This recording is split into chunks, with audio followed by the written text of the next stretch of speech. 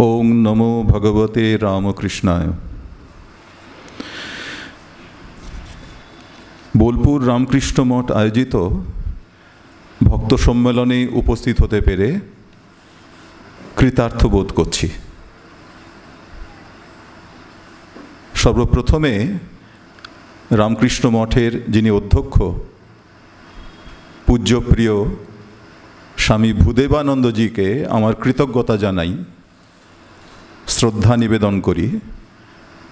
तारी आमंत्रणे अनुग्रहे आज आपनादेर संगे मिलित होते पेरेछि। आमरा प्रथम पर्वे तीनटी सुचिंतित वक्तव्य शुनेछि।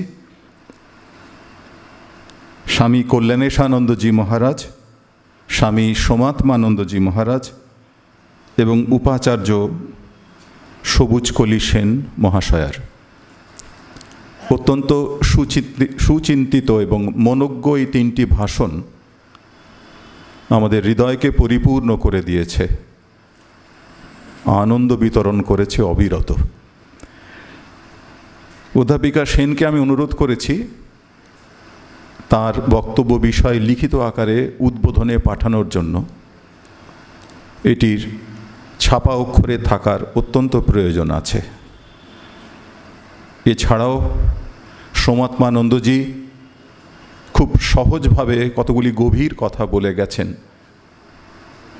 আর কল্যাণেশানন্দজির সম্পর্কে যে কথাটি আমার সবসময় মনে হয়, যে ভক্ত সম্মেলনে উনি যান না, 2 in 1 হয়ে যান, গানেও আছেন, বক্তৃতাতেও আছেন। ফলে তাকে কোনো আশ্রমে পাওয়া সৌভাগ্যের ব্যাপার। আমি ব্যক্তিগতভাবে ওর গানের খুব অনুরাগী। শ্রীরামকৃষ্ণ বোধহয় তার গান শুনতে চান, তাই ওকে কামারপুকুরে টেনে নিয়ে গেছেন, এটা আমার অনুমান। দ্বিতীয় পর্বে পূজনীয় স্বামী বলভদ্রানন্দজি মহারাজ যে বক্তব্য রেখেছেন, আপনাদের তো ভালো লেগেইছে। আমি ব্যক্তিগতভাবে খুব উপকৃত হয়েছি। আমি মহারাজকে বলছিলাম, বেশ কিছুদিন পর আমার আজকে প্রকৃত সাধু সঙ্গ হলো। বেশ কিছু নির্দেশিকা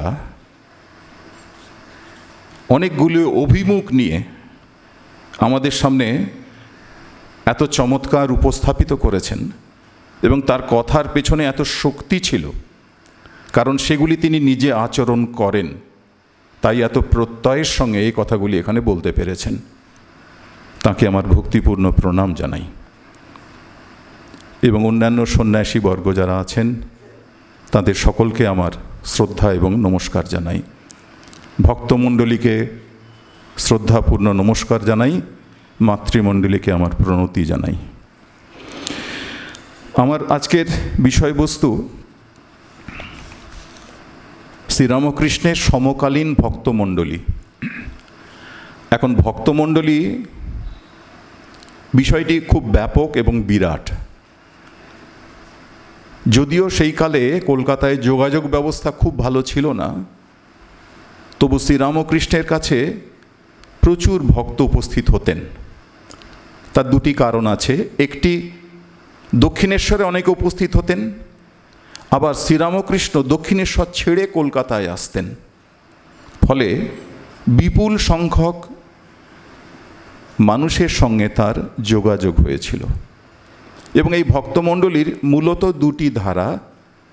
একটি ত্যাগব্রতী সন্তানেরা, যারা পরবর্তীকালে তাঁরই নির্দেশে সন্ন্যাস গ্রহণ করে রামকৃষ্ণ মঠ এবং রামকৃষ্ণ মিশন প্রতিষ্ঠা করলেন। আরেক দল ভক্ত যারা সংসারে থেকে সেই ত্যাগব্রতী সন্তানদের প্রতিপালন করলেন নিজেদের সন্তান জ্ঞানে। তাই এই দুটি ধারারই খুব গুরুত্ব রয়েছে এবং আমরা মূলত আমাদের আলোচনাকে খুব সংক্ষেপে উপস্থাপিত করার চেষ্টা করব, কারণ সময় অনেকটা গড়িয়ে গেছে। যে এই দুই ধরনের ভক্ত মণ্ডলী, ত্যাগব্রতী এবং গৃহী ভক্ত যারা, তাদের মধ্যেও ত্যাগ ছিল। রামকৃষ্ণ সংঘ নির্মাণের ক্ষেত্রে তাদের ত্যাগ কোনো অংশে কম নয়। তাদের জীবনীর কিছু কিছু অংশ আমরা খুঁজে দেখব, বুঝবার চেষ্টা করব শ্রীরামকৃষ্ণ তাদেরও কিভাবে নির্মাণ করেছেন, কিভাবে তারাও শ্রীরামকৃষ্ণের হাতের যন্ত্র হয়ে উঠেছেন। তাদের যে কিছু সীমাবদ্ধতা, অপূর্ণতা ছিল, সেগুলিকে নির্মূল করে রামকৃষ্ণ ভাবস্রোতের তাদের অবগাহন করতে সাহায্য করেছেন। শ্রীরামকৃষ্ণের ভক্তমণ্ডলী, তাদের মধ্যে ত্যাগব্রতী তরুণরা নিঃসন্দেহে অনন্য স্থান অধিকার করে আছে, কারণ তাদের কেন্দ্র করে নতুন ইতিহাস রচিত হয়েছে। রামকৃষ্ণ অল্প বয়সী সুলক্ষণ ছোকরাদের, তাঁরই কথায়, খুব ভালোবাসতেন। নরেন্দ্রনাথের যখন 18 বছর বয়স, তখন তিনি শ্রীরামকৃষ্ণের সঙ্গে পরিচিত হন। আজকের ভাষায় যদি বলি, তার কাছে ওই ত্যাগী সন্তানরা যখন আসছেন, আজকের ইংরেজি পরিভাষায় যদি তাদের বলি, তারা অধিকাংশই টিনেজার ছিলেন। এদের সঙ্গেই শ্রীরামকৃষ্ণের সংযোগ গড়ে ওঠে।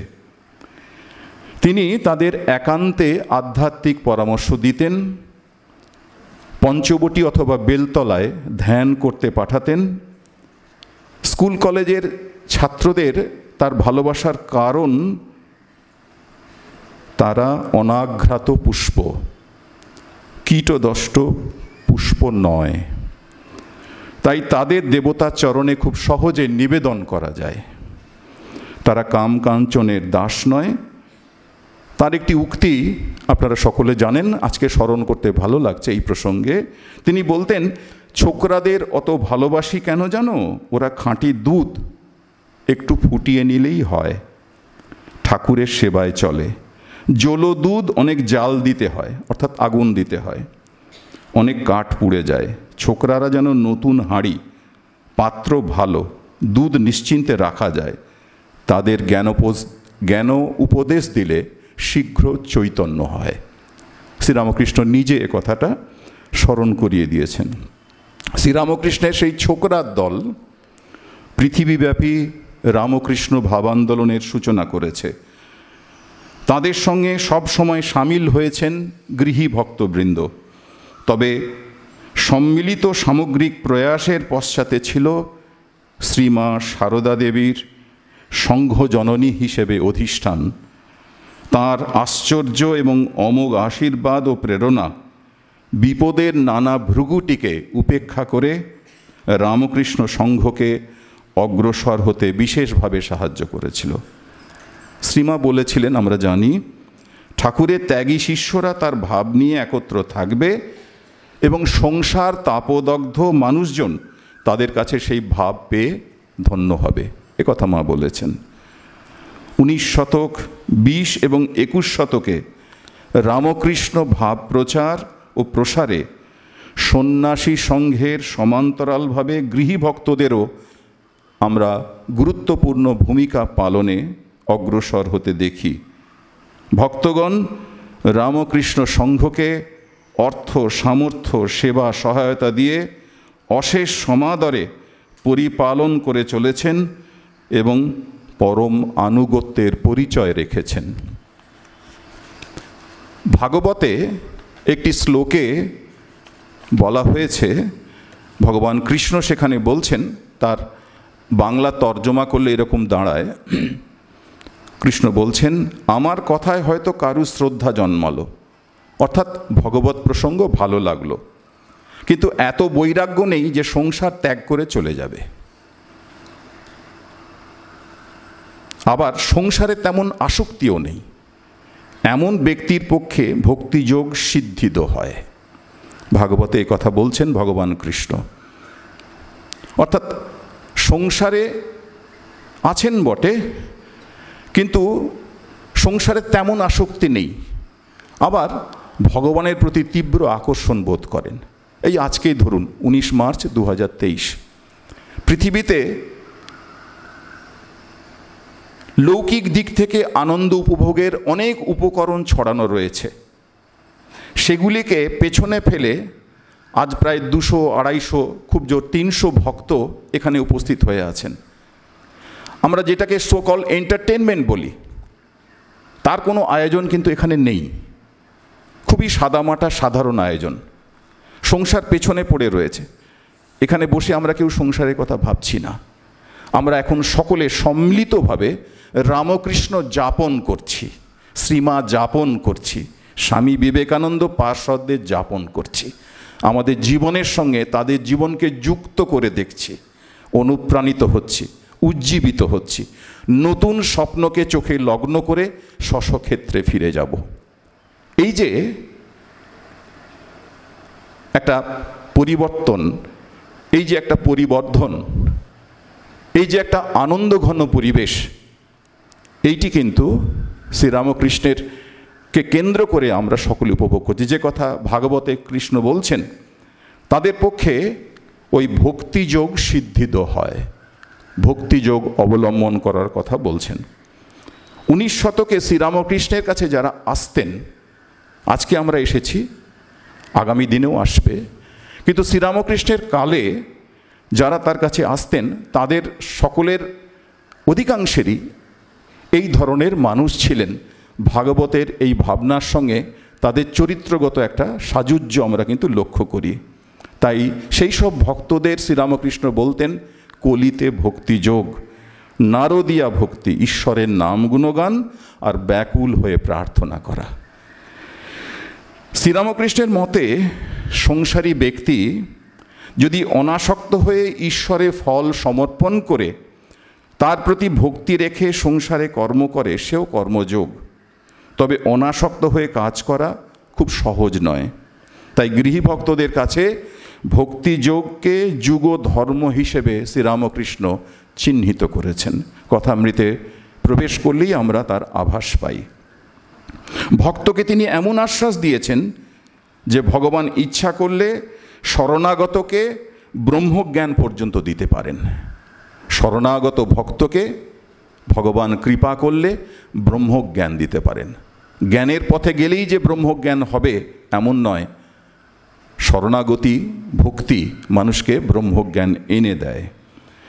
তবে সংসারে থেকে ভক্তি লাভ করতে গেলে কি কি চাই, কি কি আচরণ করতে হবে, যে আচরণের কথা স্বামী বলভদ্রানন্দজি বলছেন, আমরা কথামৃতের পরিভাষায় সেই কথাগুলিকে স্মরণ করছি।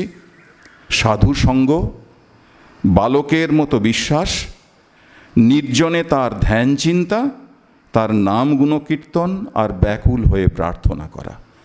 এই কটি বিষয় শ্রীরামকৃষ্ণ স্মরণ করিয়ে দিয়েছেন। কথামৃতের পাতায় পাতায় সেগুলি বিধৃত হয়ে আছে। সাধু সঙ্গ, বালকের মতো বিশ্বাস, নির্জনে তার ধ্যান চিন্তা, তার নাম গুণকীর্তন আর ব্যাকুল হয়ে প্রার্থনা করা। কাশীপুরে 1886 সালের 1 জানুয়ারি শ্রীরামকৃষ্ণ কল্পতরু হয়েছেন। গৃহী ভক্তরা বেশ কিছু সংখ্যায় সেদিন উপস্থিত ছিলেন। সেদিন শ্রীরামকৃষ্ণের এক অনুরাগী তিনিও উপস্থিত। তার নাম আমরা জানি নবগোপাল ঘোষ। একটু দূরে ছিলেন, উনি ঠিক টের পাননি শ্রীরামকৃষ্ণ সকলের মনোবাঞ্ছা পূর্ণ করছেন। রামচন্দ্র দত্তের সঙ্গে তার পরিচয় ছিল। রামচন্দ্র দত্ত তার কাছে ছুটে এসে বলছেন, মশাই আপনি কি করছেন? ঠাকুরজি আজ কল্পতরু হয়েছে, যান যান শীঘ্র যান, যদি কিছু চাইবার থাকে তো এই বেলা চেয়ে নিন। রামচন্দ্র দত্ত পাঠাচ্ছেন নবগোপাল ঘোষকে, যান ঠাকুরের কাছে চলে যান। নবগোপাল ঘোষ পরিমরি করে ছুটে শ্রীরামকৃষ্ণের কাছে এসেছেন। এসে ভূমিষ্ঠ হয়ে প্রণাম করে বলছেন একেবারে আমাদের মনের কথাটি, প্রভু আমার কি হবে? আমাদের হয়ে যেন নবগোপাল ঘোষ শ্রীরামকৃষ্ণের কাছে প্রার্থনা করছেন, ইচ্ছা প্রকাশ করছেন, প্রভু আমার কি হবে? শ্রীরামকৃষ্ণ নীরব হলেন। তাই তো, কি হবে? একটু পরে বলছেন, একটু জপ ধ্যান করতে পারবে? নবগোপাল ঘোষ উত্তর দিলেন, আমি ছাপোষা গেরস্থ লোক, সংসারে অনেকের প্রতিপালনের জন্য আমায় নানা কাজে ব্যস্ত থাকতে হয়, আমার সে অবসর কোথায়? বুঝুন, শ্রীরামকৃষ্ণ বলছেন জপ ধ্যান করতে। নবগোপাল ঘোষের উত্তর আমরা সকলেই শুনলাম। শ্রীরামকৃষ্ণ দেখছেন এ তো মহা ঝামেলা, একে কি করা যায়? জপ ধ্যান করবে না, কিছু না, অথচ বলছে আমার কি হবে? একটু মৌন থেকে আবার বলছেন, তা একটু জপ করতে পারবে না? ধ্যানটা বাদ দিলেন। এখানে অনেকেই অধ্যাপিকা, শিক্ষক, শিক্ষিকা রয়েছেন, বিদগ্ধ এখানকার শ্রোতৃমণ্ডলী। ওই ছাত্রছাত্রীরা বলে না, স্যার বা ম্যাডাম একটু সিলেবাসটা ছোট করে দিন, পরীক্ষায় কল্প পড়ে বেশি নম্বর পাবো। তো শ্রীরামকৃষ্ণ লোকশিক্ষক, তার কাছে ভক্ত ধরেছে সিলেবাসটা একটু ছোট করে দিন। যখন বলছেন জব ধ্যান করতে পারবে না, অবসর কোথায়?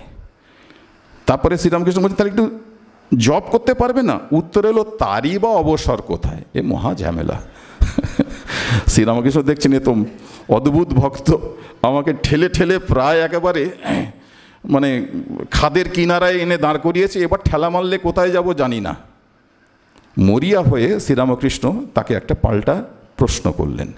শ্রীরামকৃষ্ণ জানতেন নবগোপাল ঘোষ তাকে খুব ভালোবাসে, সেই ভালোবাসার আকর্ষণে বারবার ছুটে আসে, নৌকো করে সহধর্মিণীকে সঙ্গে নিয়ে সদ্যজাত সন্তানকে কোলে নিয়ে শ্রীরামকৃষ্ণের কাছে চলে আসে দক্ষিণেশ্বরে। ওই খবরটা শ্রীরামকৃষ্ণ জানতেন, তিনি অনুভবও করেছেন। তাই বললেন, আচ্ছা আমার নাম একটু একটু করতে পারবে তো? এবার মোক্ষম চাল দিলেন গুরু। ওতেই নবগোপাল ঘোষ কাত, হ্যাঁ তা খুব পারবো। শ্রীরামকৃষ্ণ খুশি হয়ে আশ্বাস দিয়ে বললেন, তাহলেই হবে, তোমাকে আর কিছু করতে হবে না, শুধু আমার নাম করো তাহলেই হবে। নবগোপাল ঘোষ জীবনে এই ঘটনাটা যখন ঘটছে তখন তার 50 অতিক্রম করেছেন বয়স। তারপরে যে কবছর তিনি বেঁচে ছিলেন সর্বদা শ্রীরামকৃষ্ণ নামে মগ্ন থাকতেন, এতটাই মগ্ন থাকতেন তাকে দেখতে দূর দূরান্ত থেকে মানুষজন আসত। স্বামী বিবেকানন্দ গেছেন তাদের বাড়িতে, স্থাপকায়চ ধর্মস্ব মন্ত্র ওখানে বসেই তিনি রচনা করেছেন এবং নিজের মাথার পাখড়ি তাদের উপহার দিয়ে এসেছেন। কত ভালোবাসতেন শ্রীরামকৃষ্ণের পার্ষদরা, অনেকেই গেছেন তার বাড়িতে, ভক্তরা যেতেন দলে দলে। তিনি যখন অফিস থেকে ফিরতেন তার ঘরের যে একজন পরিচারক ছিল সে বাতাসা নিয়ে দাঁড়িয়ে থাকতো, আর পাড়ার ছেলেমেয়েরা ওই রামকৃষ্ণপুরে ওকে দেখেই জয় রামকৃষ্ণ বলে নৃত্য করত। উনি তাদের প্রত্যেকের হাতে বাতাসা দিতেন এবং পাড়ার লোকে ওকে ডাকতো জয় রামকৃষ্ণ বলে। নবগোপাল ঘোষ নাম আর কেউ বলতো না, ওনার নামই হয়ে গিয়েছিল জয় রামকৃষ্ণ। শুধু শ্রীরামকৃষ্ণ নাম নবগোপাল ঘোষকে ওই জাগ্রত, চিরজাগ্রত দেবতায় রূপান্তরিত করেছে। প্রখ্যাত কবি, নট নাট্যকার গিরিশ ঘোষ বাগবাজারে থাকতেন, দক্ষিণেশ্বরে যাতায়াত শুরু করেছেন। তার আগে নানা সংঘাতপূর্ণ ঘটনা শ্রীরামকৃষ্ণের সঙ্গে ঘটে গেছে, সেসব ঘটনা আপনারা সকলেই জানেন। একসময় শ্রীরামকৃষ্ণ তাকে ঈশ্বর স্মরণ মননের উপদেশ দিলে তিনি তার অক্ষমতার কথা জানান। আমি কোথায় কখন কিভাবে থাকি, আমার দ্বারা ওসব হবে না। বাধ্য হয়ে শ্রীরামকৃষ্ণ তাকে বললেন, তবে দে আমাকে তুই বকলমা দে বলে সমস্ত ভার নিয়েছিলেন। সে অবধি গিরিশচন্দ্র অগাধ ভক্তির বলে দিনে দিনে পরিশুদ্ধ হয়ে শ্রীরামকৃষ্ণের একনিষ্ঠ ভক্ত হয়ে উঠেছিলেন। তার অন্যতম এক জীবনীকার লিখছেন, জীবনের প্রাথমিক পর্বে বাগবাজারের লোক হলেও গঙ্গা স্নান করতে চাইতেন না। তার ভাব ছিল এরকম মনের, জীবনীকার অবশ্য সেটা লেখেননি, ভাব ছিল এরকম যে আমি জীবনে এত পাপ করেছি, এই পাপ শরীর নিয়ে যদি গঙ্গায় নামি, গঙ্গা আমার পাপ সহ্য করতে পারবে না, বাষ্প হয়ে হয়তো উড়ে যাবে, তাই গঙ্গা স্নানে যেতে চাইতেন না। এটা শ্রীরামকৃষ্ণ জানতেন। একদিন দক্ষিণেশ্বরে গেছেন, দক্ষিণেশ্বরে তিনি জোর করে দশহরার দিন তাকে জোর করিয়ে গঙ্গায় স্নান করিয়েছেন। গঙ্গা স্নান করে পবিত্র হওয়ার বাসনায় নয়, কিন্তু পরবর্তীকালে শ্রীরামকৃষ্ণ অপ্রকট হওয়ার পর তিনি মাঝে মাঝে গঙ্গা স্নানে যেতেন। গঙ্গায় নামার আগে গঙ্গা মাকে কি বলতেন গিরিশচন্দ্র তার জীবনীকার লিখছেন অবিনাশচন্দ্র। গঙ্গায় ডুব দেবার আগে তিনি বলতেন, মা গঙ্গা, ঠাকুরের কৃপায় তোমাকে পবিত্র করার জন্য তোমার জলে স্নান করছি। ভেবে দেখুন কি আশ্চর্য রূপান্তর। ওই ঘুমন্ত দেবতা চিরজাগ্রত দেবতায় উত্তীর্ণ হয়ে গেছে। অন্তরের পরিশুদ্ধির দিক থেকে এর চেয়ে বড় উদাহরণ আর কি হতে পারে? আমরা এই কথাগুলো এই কারণে আলোচনা করছি, আমরা সংসারের নানা জ্বালা যন্ত্রণায় ভুগি, মনে হয় এই সংকট থেকে কি করে উদ্ধার পাব, কিন্তু আমাদের চোখের সামনে এরকম জীবন্ত চিরজাগ্রত চরিত্রগুলি জেগে রয়েছে। সেগুলির দিকে যদি তাকাই, শ্রীরামকৃষ্ণের স্পর্শে তাদের কি আমূল রূপান্তর হয়েছে, তারা প্রকৃত দেবতায় উত্তীর্ণ হয়ে গেছে। এটা ভাবলে আমাদের বুকে বল আসে, আমরা সামনের দিকে এগোবার একটা উৎসাহ পাই। মনমোহন মিত্র হিন্দু স্কুলে পড়ার সময় ব্রাহ্ম সমাজের সঙ্গে যুক্ত ছিলেন, পরে ঢাকায় চলে গেলে সে সম্পর্ক ছিন্ন হয়। শ্রীরামকৃষ্ণ ভক্ত রামচন্দ্র দত্ত তার মাস্তুতো ভাই ছিলেন। স্বামী ব্রহ্মানন্দের পূর্বাশ্রমের সম্পর্কে মনমোহন সম্পর্কিত ছিলেন, সে সম্পর্ক আপনারা জানেন। রামচন্দ্র দত্তের সূত্রে একদিন শ্রীরামকৃষ্ণের সঙ্গে তার প্রত্যক্ষ পরিচয় হয়। অবশ্য তার আগে শ্রীরামকৃষ্ণ নামের সঙ্গে তিনি পরিচিত হয়েছিলেন ব্রাহ্ম সমাজ প্রকাশিত বিভিন্ন পত্রপত্রিকার সূত্রে।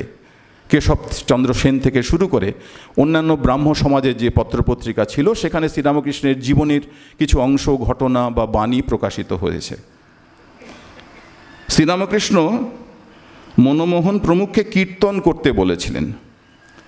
কীর্তনে মেতে উঠে আনন্দ পেয়েছেন, কিন্তু তার প্রার্থিত তৃপ্তি তখনও আসেনি। তিনি অনুসন্ধান করে দেখলেন, নিজের দিকে তাকিয়ে দেখলেন যে তার মধ্যে প্রকৃত বৈরাগ্যের অভাব আছে। তাই একদিন শ্রীরামকৃষ্ণের কাছে এসে তার কৃপা ভিক্ষা করলেন। শ্রীরামকৃষ্ণ তাকে, মনমোহনকে, জগন্মাতার ওপর নির্ভর করার নির্দেশ দিলেন। নির্দেশ দিয়ে শ্যামা সঙ্গীতের দুটি কলি তিনি গেয়ে শুনিয়েছিলেন। সেই গানটি কি? যখন যে রূপে কালী রাখিবে আমারে, সেই সে মঙ্গল যদি না ভুলি তোমারে। বিড়াল ছানার মতন থাকতে বলছেন। জগন্মাতা তোমাকে যেভাবে রেখেছেন তুমি সেইভাবে থাকো।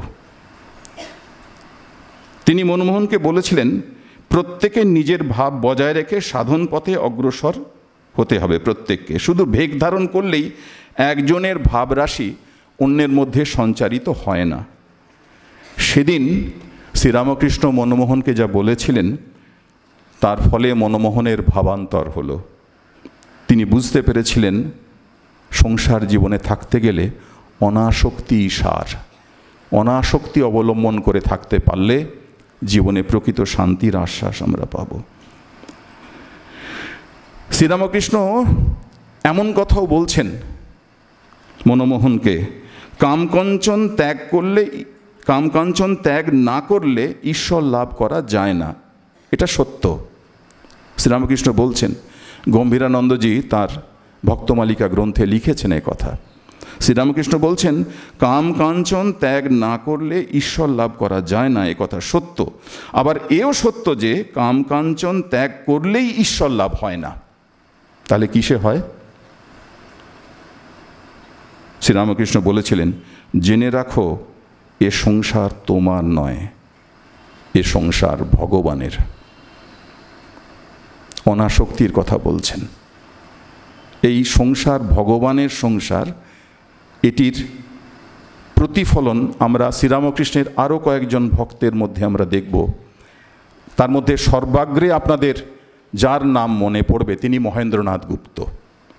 তিনি এই বোধে সংসার করেছিলেন। মহেন্দ্রনাথ গুপ্তের জীবন যদি আপনারা খুঁটিয়ে দেখেন, অভয়চন্দ্র ভট্টাচার্যের একটি বই রয়েছে, অসাধারণ সে কাজ। তিনি দর্শনের অধ্যাপক ছিলেন এক সময়।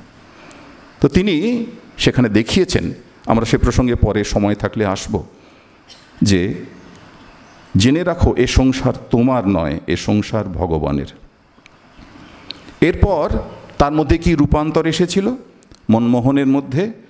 শ্রীরামকৃষ্ণের মহাসমাধির পর তিনি দক্ষিণেশ্বরে নিয়মিত যেতেন, সাধন ভজন করতেন, সংসারের দায়িত্ব পালন করেও। বরানগর মঠে সাধুদের নানাভাবে সাহায্য করতেন। বরানগর মঠে খাওয়ারই জুটত না, অসুস্থ হলে চিকিৎসা করাবে কে? মনমোহন মিত্র তার বাড়িতে নিয়ে আসতেন। বলরাম বসুর বাড়িতেও সাধুরা যেতেন। অভয়ানন্দজি ভরতমজের স্মৃতিকথায় রয়েছে। তখন তার সেবা প্রতিষ্ঠান হয়নি, গিয়ে ভর্তি হওয়া যেত। তাই এই মনমোহন মিত্র, বলরাম বসু, এদের বাড়িতে সাধুরা গিয়ে আশ্রয় নিতেন। তাদের চিকিৎসা করে সুস্থ করে আবার নৌকো ভাড়া দিয়ে বেলুড় মঠে পাঠিয়ে দেওয়া হতো। এমনকি রামচন্দ্র দত্ত যখন শ্রীরামকৃষ্ণ জীবনী লিখবেন বলে চেষ্টা করছেন, তথ্য সংগ্রহের কাজে মনমোহন মিত্র তাকে সাহায্য করেছেন। যোগোদ্যানের তত্ত্বাবধানের কাজেও রামচন্দ্র দত্তকে তিনি সাহায্য করেছিলেন। একবার পুরীতে গেছেন, পুরীতে গিয়ে মনমোহনের এক অদ্ভুত দর্শন হয়েছিল রত্নবেদিতে।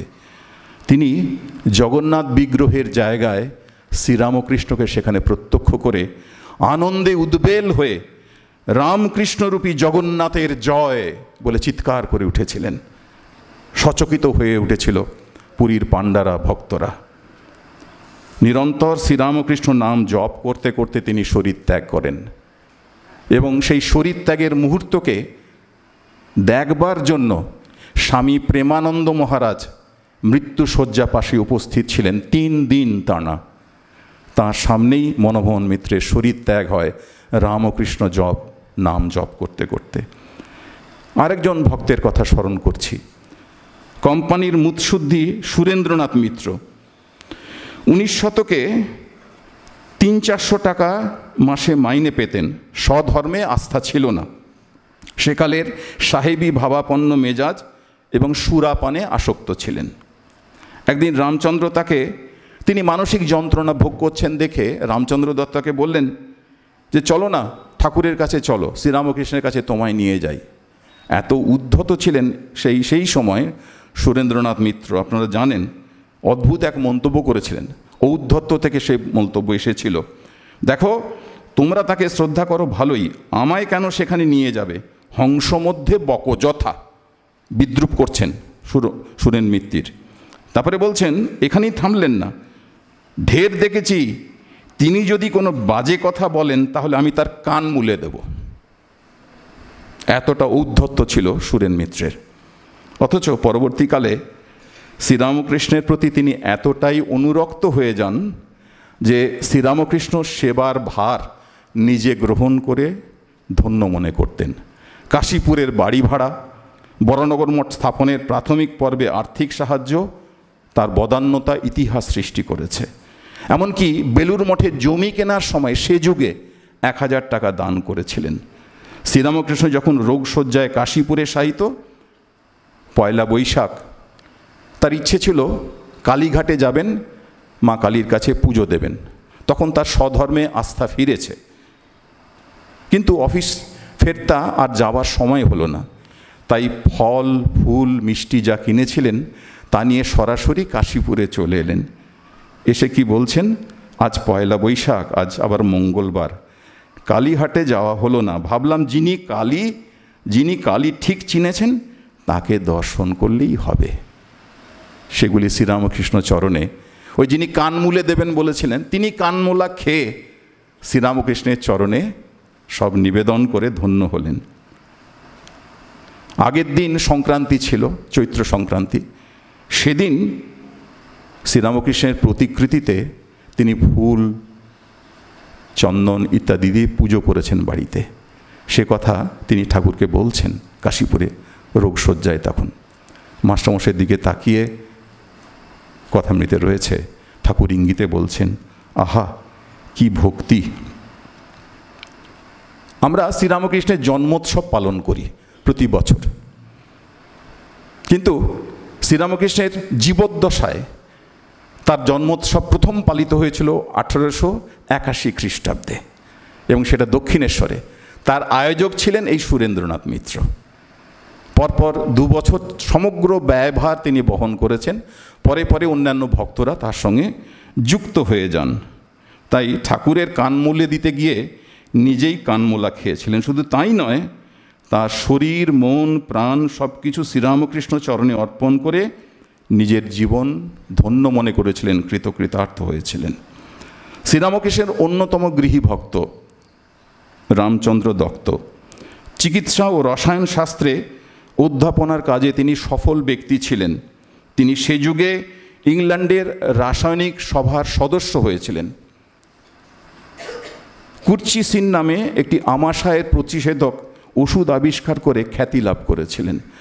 রাসায়নিক পদার্থের পরীক্ষা করে তিনি মাসে মাসে পরীক্ষক ছিলেন বিশ্ববিদ্যালয়ের। তিনি প্রায় সহস্র মুদ্রা উপার্জন করতেন। এছাড়া মেডিকেল কলেজের অধ্যাপনার সূত্রে তিনি মাসিক 2000 টাকা বেতন পেতেন। সেই যুগে এই অর্থের মূল্য অনেক। বৈষ্ণব পরিবারে প্রাথমিকভাবে জন্মগ্রহণ করেও পরবর্তীকালে তার থেকে একটু বিচ্যুত হয়ে যান, অর্থাৎ পরিণত বয়সে জড়বাদী মানসিকতার বশবর্তী হয়ে ধর্মবিশ্বাসে খানিকটা আস্থাহীন হয়ে যান। ঠিক এই সময় তার প্রাণসম কন্যার অকাল প্রয়াণ যুক্তিবাদী রামচন্দ্রকে শোকদগ্ধ করে দেয়। একমাত্র কন্যার মৃত্যু রামচন্দ্রের জীবনকে পাল্টে দেয়। তিনি শান্তির সন্ধান করছিলেন। কেশবচন্দ্র সেনের রচনা পড়ে শ্রীরামকৃষ্ণের সঙ্গে তার সাক্ষাতের ইচ্ছে জাগে। দক্ষিণেশ্বরে প্রথম সাক্ষাতেই রামচন্দ্র দত্তকে শ্রীরামকৃষ্ণ তার গোষ্ঠীভুক্ত বলে জানিয়ে দেন। তবু সংশয়ে যায় না, আমাদের মানুষের মন তো। শ্রীরামকৃষ্ণ কিরম প্রকৃত শিক্ষকের মতন তার এই ছাত্রটিকে তৈরি করছেন আধ্যাত্মিক জীবনের জন্য। সংশয়ী মন, শ্রীরামকৃষ্ণ তাকে আশ্রয় দিয়েছে। তবু একদিন দক্ষিণেশ্বরে অশান্ত মনে ঠাকুরকে বলছেন কিছু হলো না বলে আফসোস করছেন। শ্রীরামকৃষ্ণ তখন গম্ভীরভাবে বলছেন, কি করব বাবু, সব হরির ইচ্ছা। রামচন্দ্র আবার বলছেন, কই কিছু তো হলো না। শ্রীরামকৃষ্ণ নিষ্কাম প্রেম ভক্তির আস্বাদন করানোর জন্য একটি কঠিন বাক্য বললেন। এখানে পাটোয়ারি নেই, দেনা নেওয়ার সম্পর্ক নয়। নিষ্কাম ভক্তির সত্যিকারের পাঠ দিতে গিয়ে একটি কঠিন বাক্য প্রয়োগ করছেন শ্রীরামকৃষ্ণ রামচন্দ্রের উদ্দেশ্যে, রামচন্দ্র দত্তের উদ্দেশ্যে।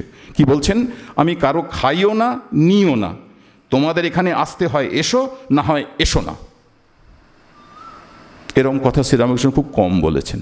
ভৎসনা করছেন, ভৎসনার মধ্যে দিয়ে কিন্তু করুণা ঝরে পড়ছে।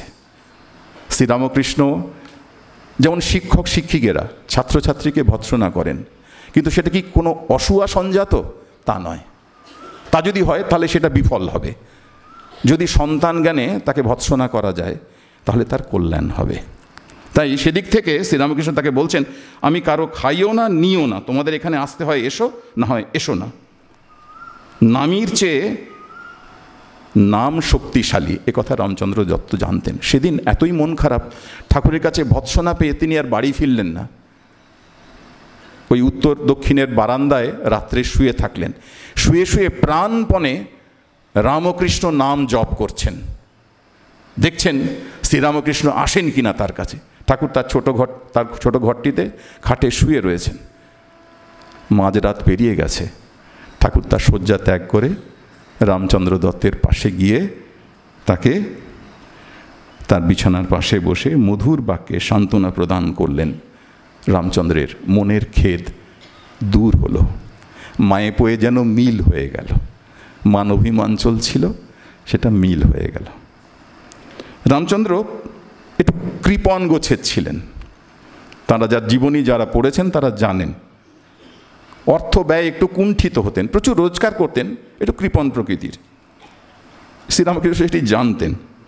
একদিন বৈশাখী পূর্ণিমার ফুলদোল উপলক্ষে রামচন্দ্রের কিছুটা অনিচ্ছা সত্ত্বেও তিনি তার বাড়ি যাবেন বলে স্থির করলেন। রামচন্দ্র চেষ্টা করছেন যাতে শ্রীরামকৃষ্ণ তার বাড়িতে না যান, তাহলে খরচ বেশি হবে, আয়োজন করতে হবে, ভক্তদের খাওয়াতে হবে, এক মহা ঝামেলা, খানিক কতগুলো টাকা খরচ হবে।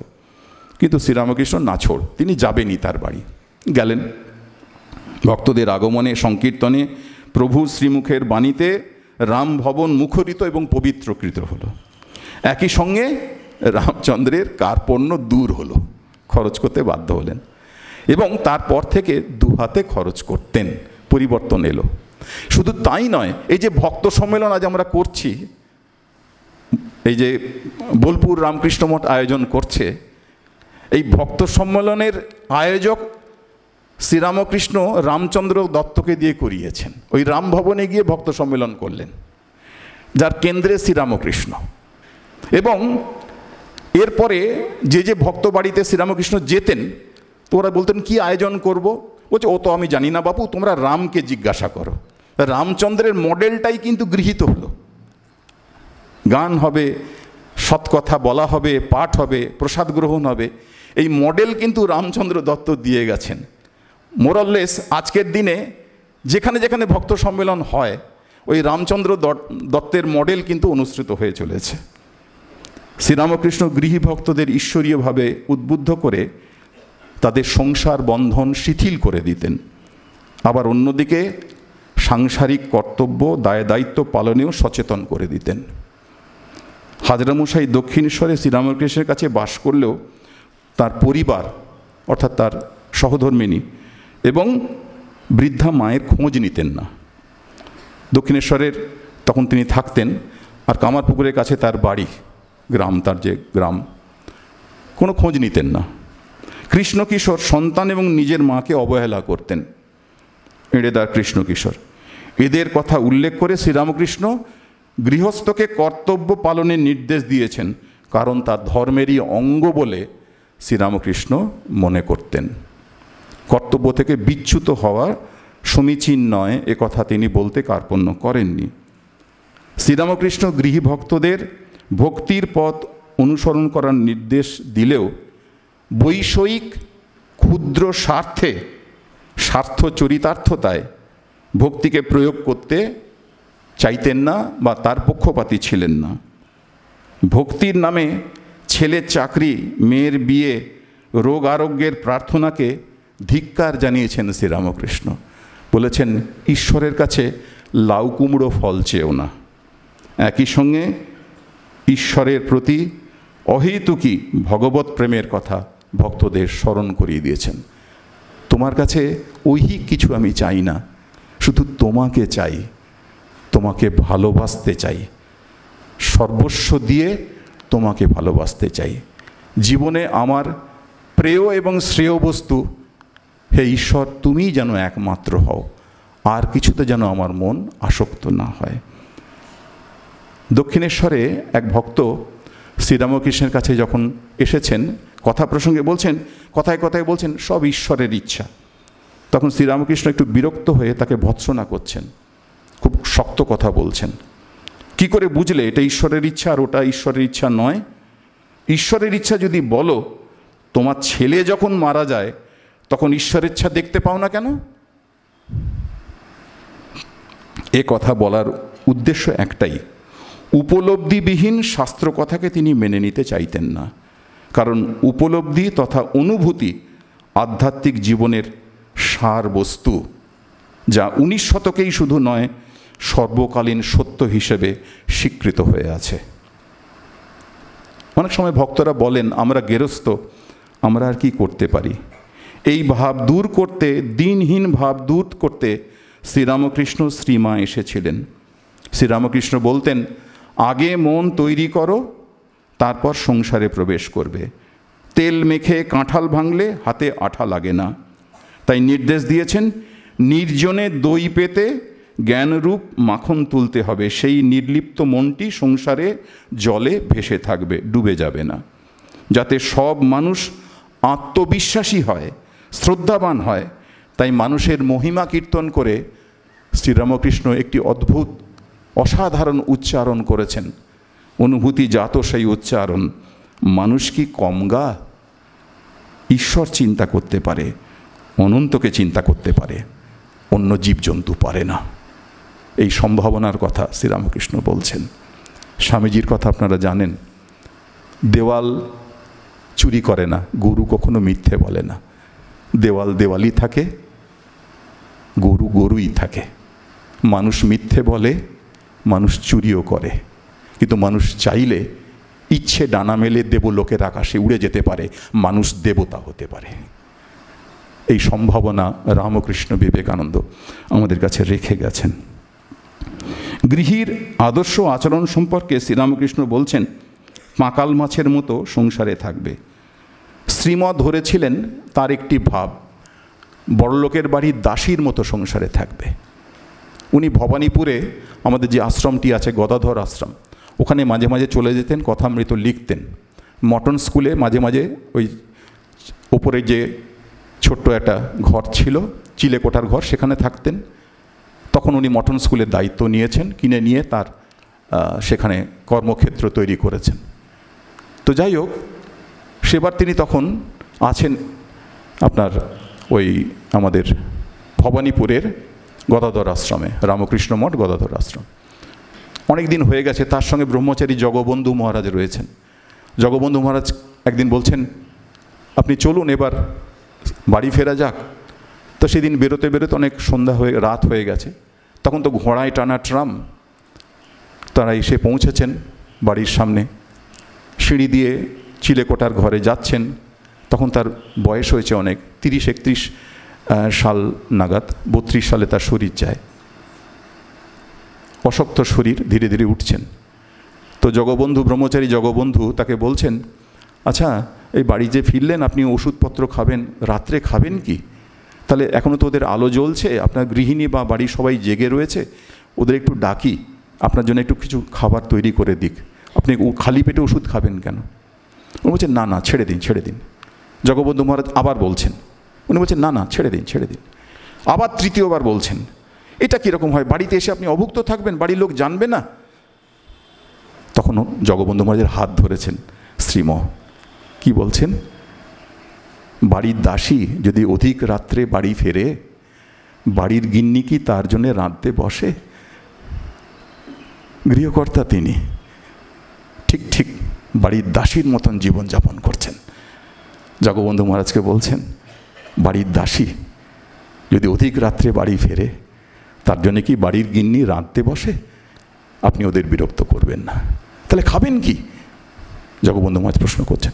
ওই মোড়ের মাথায় মোটা রুটি পাওয়া যায়, আর দুধে জাল দিচ্ছে দেখে এলাম, মাটির ভাঁড়ে একটু দুধ। বলছে, অত শক্ত রুটি? বলছে, ওপরে ছালটুকু ছাড়িয়ে নেব, ওইটাই দুধে ভিজিয়ে খাবো, আপনিও খাবেন, আমি ওষুধ খেয়ে শুয়ে পড়ব। এই ছিলেন শ্রীম। বড় লোকের বাড়ির দাসীর মতন জীবনযাপন করেছেন। দক্ষিণেশ্বর, উনি অত পণ্ডিত মানুষ, হাওড়া স্টেশনে দাঁড়িয়ে থাকতেন। পুরী ফেরতা যারা ভক্ত, তাদের কাছে প্রসাদ ভিক্ষে করে খেতেন, প্রসাদ ভিক্ষে করতেন হাওড়া স্টেশনে দাঁড়িয়ে। অনেকে দেখেছেন তাকে। কলকাতার এক বিখ্যাত বিদগ্ধ মানুষ, সেই মানুষ ভিক্ষে করছে হাওড়া স্টেশনে। কি?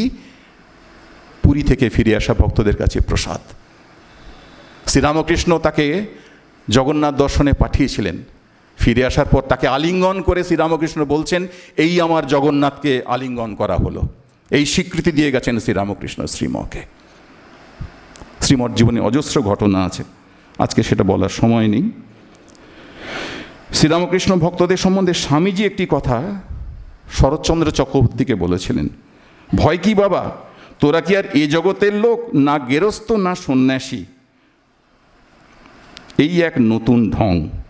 ভারী চমৎকার। গেরস্থও নয়, সন্ন্যাসীও নয়। কি সেটা স্বামীজি জানেন আর আপনারা জানেন।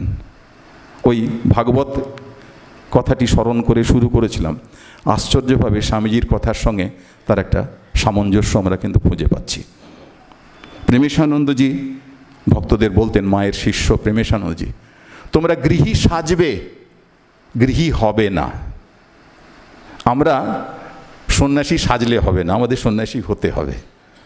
আপনারা কিন্তু গৃহী সেজে থাকবেন, গৃহী হতে নিষেধ করছেন।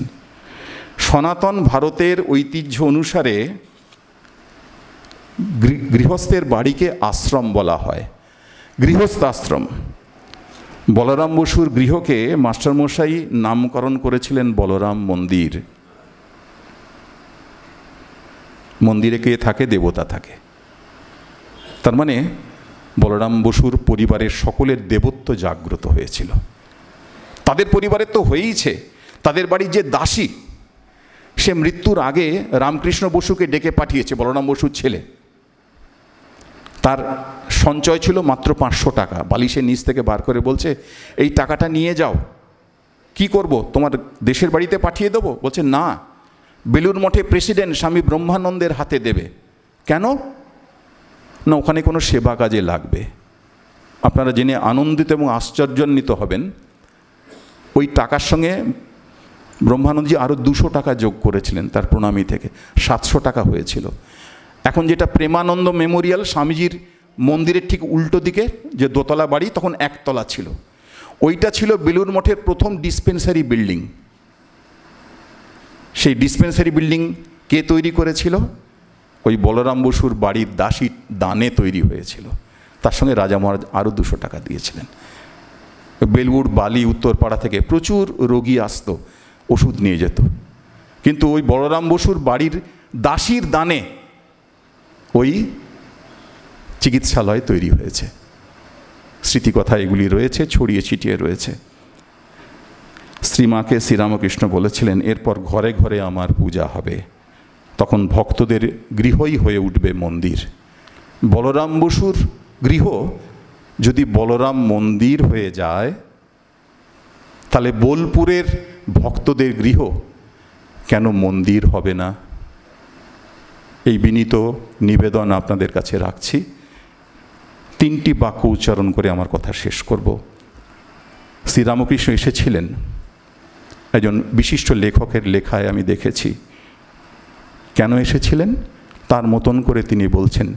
আমার বিশ্বাস আপনাদের সঙ্গে সেই ভাবটা ভাগ করে নিলে তা আপনাদের হৃদয়কেও স্পর্শ করবে। ঈশ্বরকে ভালোবাসতে হয় তা শেখানোর জন্য তিনি এসেছিলেন। মানুষকে ঈশ্বরের ভালোবাসা দেবার জন্য তিনি এসেছিলেন। আর তৃতীয়টি বড় মর্মস্পর্শী, মানুষের কাছ থেকে ভালোবাসা পাবার জন্য তিনি এসেছিলেন। আমরা কি শ্রীরামকৃষ্ণকে ভালোবাসবো না? নমস্কার।